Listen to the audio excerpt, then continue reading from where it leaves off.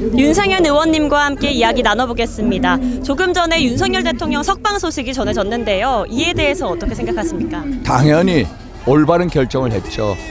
사실 대통령 구속 이것은 여러 가지로 법 절차상의 문제가 있습니다. 첫째, 대통령이 공수처 영장 집행할 그 때가 언제냐면 1월 15일 오전 10시 반입니다. 그러면 구속 기간이 10일 만료 기간이면 1월 24일 밤에 끝나야 됩니다. 1월 24일 하루를 연장해서 구속 전 피의자 신문 날짜까지 정하더라도 1월 25일 밤이면 끝나야 됩니다. 그런데 검찰은 대통령 불법 체포 구금한 상태에서 그 다음날 1월 26일 오후 7시에 기소를 하게 됩니다. 그래서 법 절차에 구속기간 만료된 상태였다. 그리고 좀 전에 말씀드린 것 같이 내란죄대 수사권 공수처 없습니다. 공수처가 뭐 직권남용 혐의로 내란죄 수사할 수 있다? 이것은 범죄 성질이나 구속 요건, 범죄 중대성에 비례해 말이 안 된다.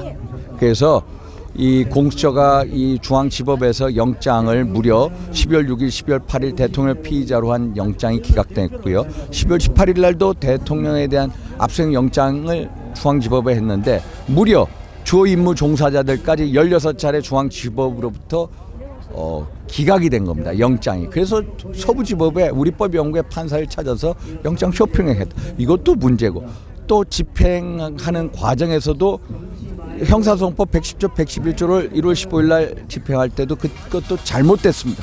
그래서 이런 거에 대한 총책 판단을 했다. 특히 1월 19일 날 오전 3시에 차은경 부장판사께서 대통령의 증거인멸 우려가 있어서 구속한다고 했는데 지난 2023년 9월 이재명 대표에 대해서 구속영장을 기각할 때 당시 유창훈 부장판사는 야당 대표는 법적 간시와 비판의 대상이기 때문에 증거인멸 가능성이 낮다라고 했는데 대통령 훨씬 더 증거인멸 가능성이 낮죠. 그래서 당연히 구속을 취소해야죠. 그래서 올바른 결정한 지경 부장판사님 또 형사 25부 재판부께 올바른 결정해 주신 거에 대해서 감사드립니다. 네, 또 최근 한국사강사 전한길 씨의 국회 기자회견을 주선하셨습니다. 이 과정에서 더불어민주당이 국회 윤리특별위원회에 제소를 했는데요.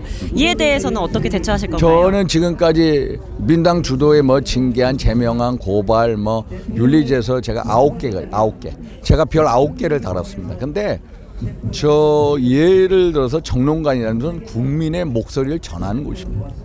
그러면은 민당 위원분들하고 다른 목소리를 전할 수 있어야죠. 그게 자유 아닙니까? 그래서 전한길 선생하고 저하고 이제 같이 기자회견을 했고요.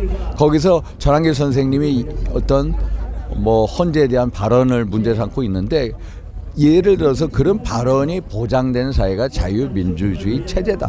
결국 민주당의 이 사람들이 카톡 검열하겠다, 유튜브 검열한다, 여론조사 기관을 조사하는 특위를 만들겠다 등등등 이게 결국 자유민주주의를 억압하고 전체주의를 만들겠다. 결국 왜 젊은 분들이 왜 길거리 뛰쳐나오냐면 민당의 이런 어떤 폐악질, 잘못된 사고에 대해서 경종을 울려주기 위한 게 아니냐. 그래서 저는 윤리 제소하고 제명해라. 제명 기꺼이 받아들이겠다. 제명해라. 이런 말씀드립니다. 네, 또 탄핵심판 선고일에 경찰이 최고 비상 단계인 가포비상 발령을 검토하고 있다고 합니다. 이러한 조치에 대해서는 어떻게 생각하시나요? 우리가 지난 2017년 3월 10일 박근혜 대통령이 파면당했을 때도 많은 대통령을 지지하는 분들 한 4-5분이 참 목숨을 잃었습니다. 그래서 이 탄핵 심판이 이제 우리 애국 시민분들하고의 뜻과 반대로 될 때를 염려하는 것 같아요. 그래서 근데 저는 기본적으로 대통령 탄핵 심판은 각하가 돼야 된다. 왜 그러냐? 우리가 12월 14일 날 탄핵 소추안 의결할 때 가장 중요한 부분이 내란죄 관련 부분.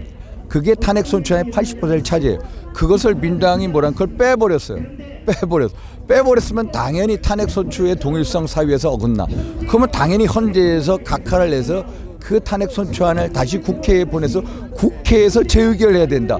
그거를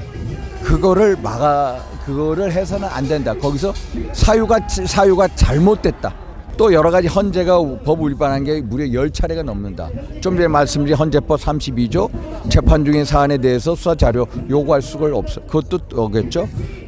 또 헌법재판소 40조 보면은 탄핵 심판은 형사소송법 규정을 준용하는데 2020년 형사소송법에 의하면은 우리가 수사기관에서 진술한 게 재판이나 법정에 가서 그것을 증거 능력을 인정 못할 때 증거 능력이 상실합니다. 그거하고 반대로 했어요. 이런 식으로 여러 가지 헌재법 위반한 것도 있고 특히 사법 자제를 해야 된다. 이 12.3 비상계엄은 고도의 통치 행위로서 다소 우연적인 요소가 있더라도 사법 자제를 해야 되는 여러 헌법 학계 다수설이 있기 때문에 어떤 탄핵 각하가 이루어질 거다. 그래서 가포 여러 조치 경찰들이 하는 것은 충분히 경찰로서는 당연히 그럴 가능성도 있지만은 저는 탄핵 심판이 당연히 각하될 거로 보고 있습니다.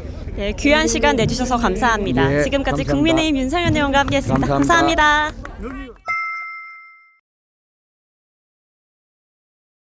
이번 소식도 유익하셨나요?